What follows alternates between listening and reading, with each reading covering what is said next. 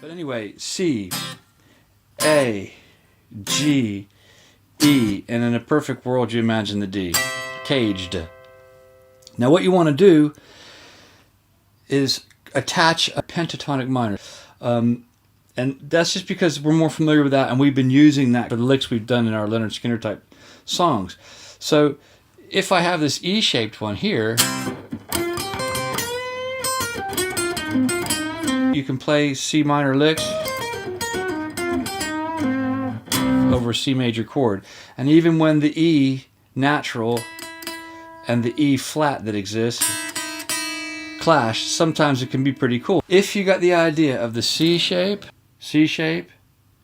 moving to the A shape, moving to the G shape, up to the E shape, that's far enough. So you relate that to your C chord, C scale.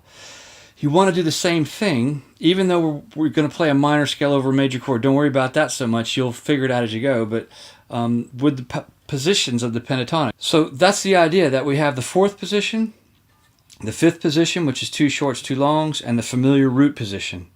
If we go one further back, we're going to run off the edge of the fretboard where we started from. I'm only doing it this way because it spells the word in the order we want. C, A, G, E, D. That everyone remembers that word, caged. When I'm saying positions now, I'm talking about the position of the scale, regardless of what fret I'm playing from. So the root position is at the 8th fret position. The scale position number 1, pattern 1, or root scale position 1, is really at the fret for C, at the fret position C, fret 8. The 8th position of the fretboard is where the first position of the scale starts. So we got the root position, we went back to the 5th position, the 4th position. We've worked our way back down now, down to this C open chord. We're going to go off the fretboard now because the G is off the edge here. But our scale, that's our same as...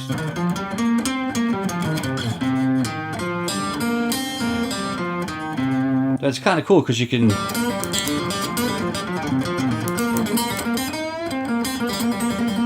That nice open string to...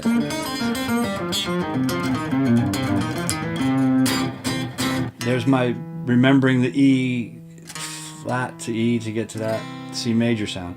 So the third position has 3 3s in a row. That's what this is. Remember, we went root, backwards to 5, backwards to 4, backwards to the 3rd position of the C minor scale. That's resolving to that C, the left side of the scale, the left side of the root. I remember this one all over the fretboard by thinking it's 3 3s in a row. Nice whole step shape right across all 3 of those strings. So now I've got this.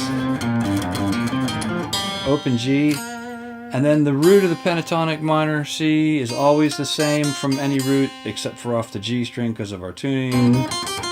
Just like 1 4 1 3, 1 4 1 3, 1 4 1 3. The place it doesn't work is G to B. 1 4 1 3. You have to shift your finger because the B string's tuned slightly different interval away than the rest are. So now you got the 3rd position to the 4th to the 5th to the root.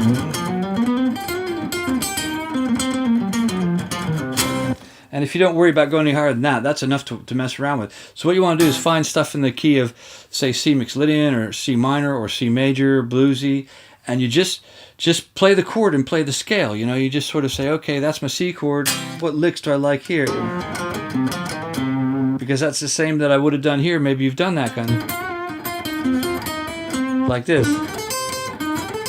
You did that a few times, but down in A for I Know a Little. And then the D, you just transferred into an A shape. But that's just the same thing as a D chord is here.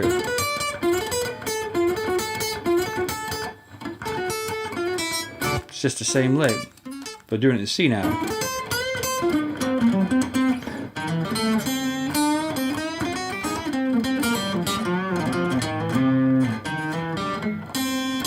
So I'm looking for these things that I like in that 3rd position You don't have to strictly play those scale notes, you can add stuff.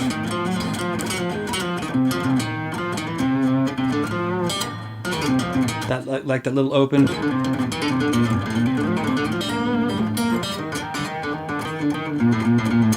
You know, they'll work in that key. You just find what works, but the actual scale is 1 3 1 3 1 3 open, which would have been 1 4. 1 4 here, shifted out of position, and 1 3.